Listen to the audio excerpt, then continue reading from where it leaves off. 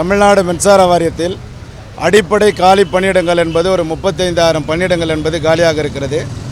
65,000 ஒட்டுமொத்த பணியிடங்கள் என்பது காலியாக இருக்கிறது. இந்த பணியிடங்களை நிரப்ப வேண்டி தமிழ்நாடு மின்னூழியர் மத்திய அமைப்பு கடந்த 2 ஆண்டுகளாக தமிழ்நாடு மின்சார வாரியத்தையும் தமிழக அரசையும் வலியுறுத்தி வருகிறது. இதற்கான பல கட்ட இயக்கங்களை மின்னூழியர் மத்திய அமைப்பு CITU சங்கம் நடத்தியிருக்கிறது.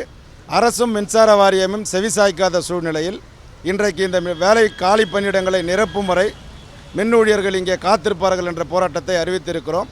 மின்சார வாரியம் தமிழக அரசு சிறப்பாக பொதுமக்களுக்கு சேவை செய்ய வேண்டும் என்று உண்மையிலேயே விரும்பினால் காலி உள்ள பணியிடங்களை நிரப்பினால் மட்டுமே மின்சார வாரியத்தில் சிறப்பான சேவையை பொதுமக்களுக்கு வழங்க முடியும். இந்த காலி பணியிடங்கள் இருக்கிற காரணத்தினால் ஊழியர்கள் பல மன அழுத்தங்களுக்கு உள்ளாகி இருக்கிறார்கள். விபத்துக்கள் ஏற்படுவதற்கு இதுதான் மூல காரணமாக இருக்கிறது. பல இடங்களில் பணியாளர்கள் இல்லாத காரணத்தினால் மன அழுத்தத்தின் காரணமாக மின்சார பணியில் ஈடுபடக்கூடிய ஊழியர்களுக்கு விபத்து ஏற்பட்டிருக்கிறது. கடந்த 2 ஆண்டுகளில் மட்டும் 70 மின்சார ஊழியர்கள் உயிரிழந்திருக்கிறார்கள். 200க்கும் மேற்பட்ட ஊழியர்கள் காயமடைந்திருக்கிறார்கள்.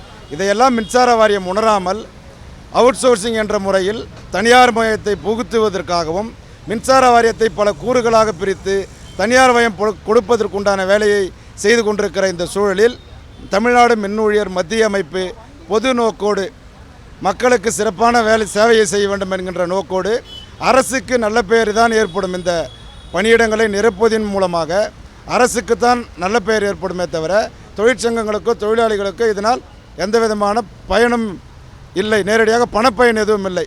பொதுவாக கோரிக்கைகள் நுழைக்க போராடுகிற போது போனஸ் வேண்டும் அல்லது ஊதிய உயர்வு வேண்டும் என்ற கோரிக்கை வலியுறுத்தப்படும்.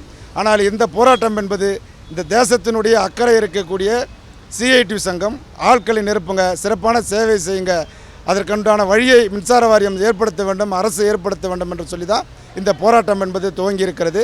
அதுதான் காலையிலிருந்து அண்ணா சாலையில் போராடி கொண்டிருக்கிறோம். இப்பொழுது பின்புறமாக போராட்டத்தை நடத்த வேண்டும் என்று காவல்துறை கேட்டுக்கொண்டதன் இணங்க ஊழியர்களை அழைத்து கொண்டு பின்புறமாக சென்று கொண்டிருக்கிறோம்.